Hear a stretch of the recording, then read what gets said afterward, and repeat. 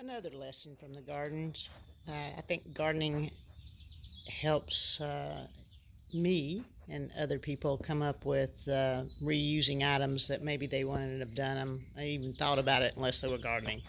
So these are the flags that were set up to show where the electrical lines were running in one of our projects that we had, and this is the wire that goes with it. So typically most people would just throw that away after they got finished using it.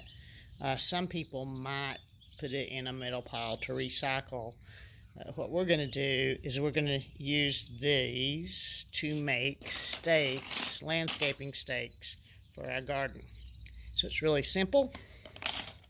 We're going to cut it in half with our pliers. We're going to cut this in half, and then we're going to just bend it and crimp it, and I'll show you that in just a second.